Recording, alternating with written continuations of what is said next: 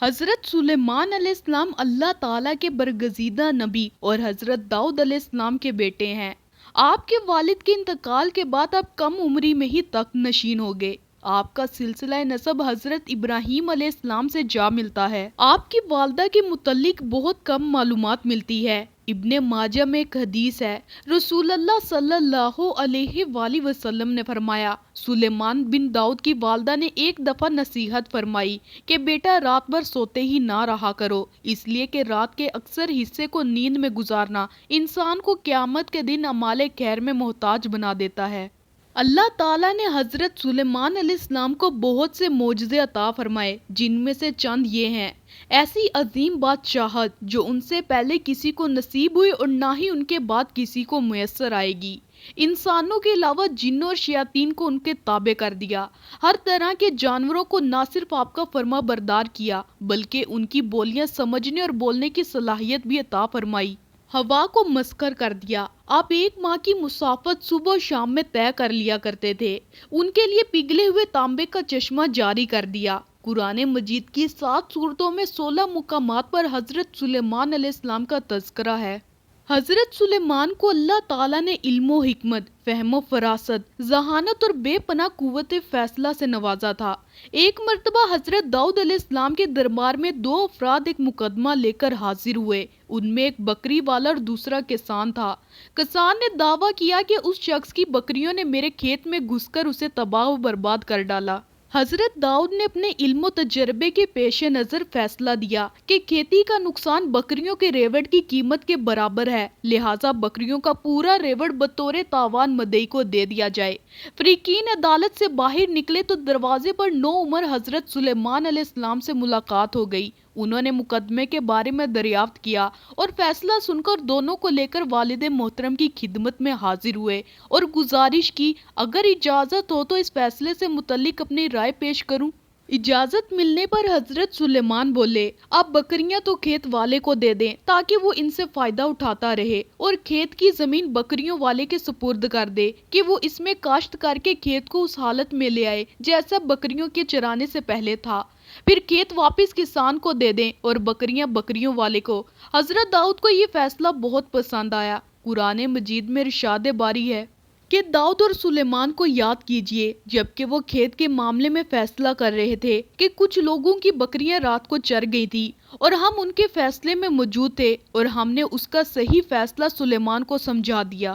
حضرت سلیمان نے دعا مانگی، اے میرے پروردگار میری مغفرت فرما اور مجھے ایسی بادشاہت عطا کر جو میرے بعد کسی کو بھی میسر نہ ہو، بے شک تو بڑا عطا فرمانے والا ہے۔ حضرت سلیمان کی یہ دعا اللہ کے دین کے غلبے ہی کے لیے تھی، چنانچہ اللہ تعالیٰ نے دعا قبول فرمائی اور انہیں عظیم الشان حکومت عطا فرمائی۔ آپ عفت اقلیم کے بادشاہ تھے، دنیا کی ہر شے آپ کی مطیع اور فرما بردار تھی۔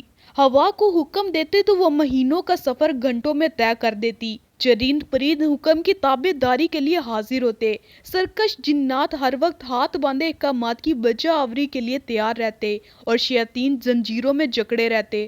سورۃ انبیاء میں ارشاد ہے، اور ہم نے تیز ہوا سلیمان کے تابع کر دی جو ان کے حکم سے اس ملک میں چلتی تھی جس میں ہم نے برکت رکھی تھی، اور ہم ہر چیز سے باخبر ہیں۔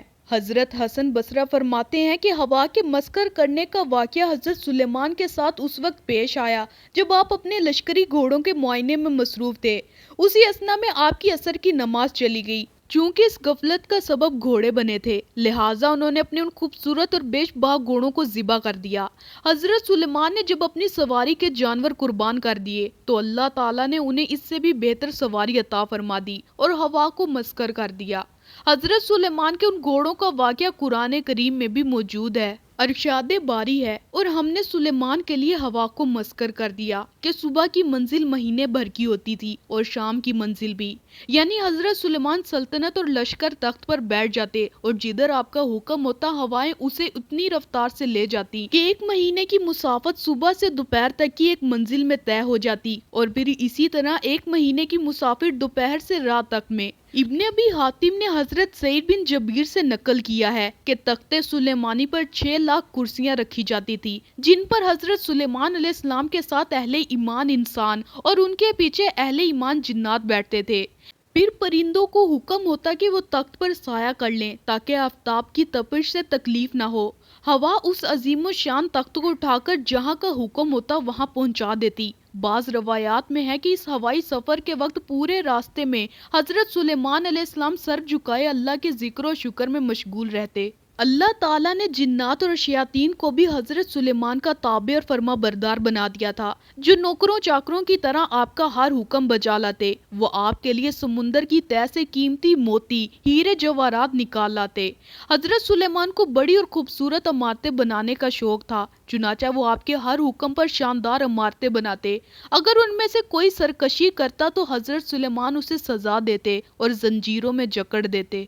قرآن کریم میں ارشاد ہے، اور ہم نے بہت سے شیاطین بھی ان کے تابع کیے تھے جو ان کے فرمان سے گوتے لگاتے اور اس کے سوا بہت سے کام کرتے تھے، اور ان کے نگہبان ہم ہی تھے۔ ان جنوں میں بھی دو طرح کے جنات تھے، ایک تو اہل ایمان تھے جو اپنے نبی کا ہر حکم مذہبی فریضہ سمجھ کر پورا کرتے، لیکن جو جن کافر تھے انہیں شیاطین کہا گیا ہے۔ وہ اپنے کفر اور سرکشی کے باوجود حضرت سلیمان کے تابع فرمان تو رہتے، لیکن ان سے نقصان کا بھی اندیشہ تھا، اس لیے اللہ تعالیٰ نے ان کی حفاظت فرمائی۔ سورۃ سبا میں ارشاد ہے، جو کوئی ان میں سے ہمارے حکم سے پھرے گا اس کو ہم آگ کا مزہ چکھائیں گے۔ مفسرین فرماتے ہیں کہ اللہ تعالیٰ نے ایک فرشتہ مقرر فرما دیا تھا جس کے ہاتھ میں آگ کا سنوٹا ہوتا تھا۔ جو جن حضرت سلیمان کے حکم سے سرتابی کرتا، فرشتہ اسے وہ سنوٹا مارتا جس سے وہ جل کر بھسم ہو جاتا۔ قرآن کریم میں ارشاد باری ہے، اور ہم نے ان کے لیے تانبے کا چشمہ بہا دیا۔ اللہ تعالیٰ کی جانب سے حضرت سلیمان کو عطا کیے گئے معجزات میں سے ایک پگھلے ہوئے تانبے کے وہ چشمے ہیں جن میں سے جنات بڑی بڑی دیگیں، لگن اور برتن بحری جہاز تیار کیا کرتے تھے۔ توریت اور جدید تاریخی تحقیقات سے پتہ چلتا ہے کہ حضرت سلیمان نے بڑے پیمانے پر بحری تجارت کا سلسلہ شروع کیا تھا۔ ایک طرف حسیون جابر سے ان کے تجارتی جہاز بحر احمر میں یمن اور دوسرے جنوبی مشرقی ممالک کی طرف جاتے تھے، اور دوسری طرف بحر روم کی بندرگاہوں سے ان کا بیڑا، جسے بائبل میں ترسی بیڑا کہا گیا ہے، وہ مغربی ممالک کی طرف جایا کرتا تھا۔ حسیون جابر میں ان کے زمانے کی عظیم الشان بھٹی ملی ہے۔ آثار قدیمہ کے ماہرین کا اندازہ ہے کہ یہاں ادوم کے علاقے عربی کی کانوں سے خام لوہا اور تانبا لایا جاتا اور اس بھٹی میں پگھلا کر اسے دوسرے کاموں کے علاوہ جہاز سازی میں بھی استعمال کیا جاتا تھا۔ اس سے قرآن مجید کی اس آیت کا مفہوم واضح ہوتا ہے جو سورۃ سبا میں حضرت سلیمان کے متعلق آئی ہے کہ ہم نے ان کے لیے پگھلی ہوئی دھات کا چشمہ بہا دیا۔